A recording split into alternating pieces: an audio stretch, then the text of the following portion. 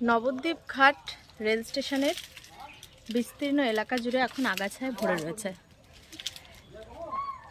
এটা হচ্ছে নবদ্বীপ ঘাট রেল স্টেশনের পাশের চত্বর, যেখানে বহু মানুষের বাস, রেলেরই জায়গা এগুলো সবই।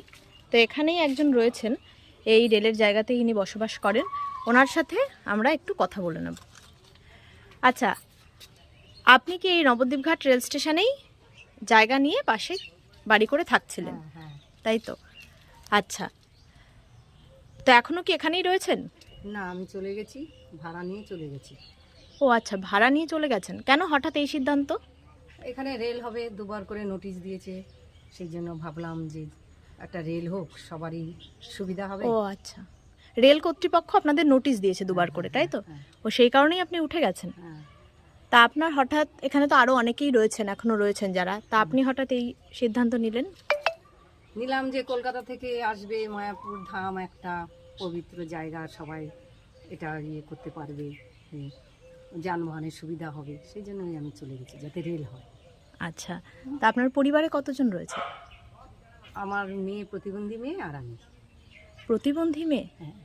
ও আচ্ছা, তাহলে আপনার সেই প্রতিবন্ধী মেয়েকে নিয়ে আপনি এই মুহূর্তে কোথায় রয়েছেন? আমি ভাড়া চলে গেছি। আপনি ভাড়া থাকছেন পাশেই?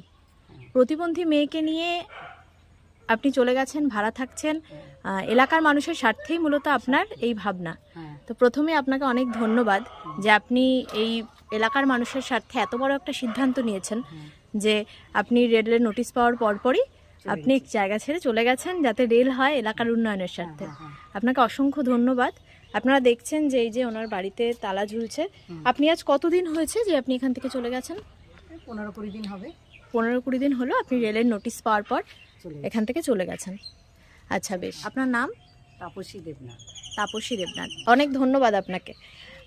আপনারা জানেন যে নবদ্বীপ ঘাট রেল স্টেশন বাঁচাও কমিটি দীর্ঘ আন্দোলন করছে 2 বছরেরও বেশি সময় ধরে।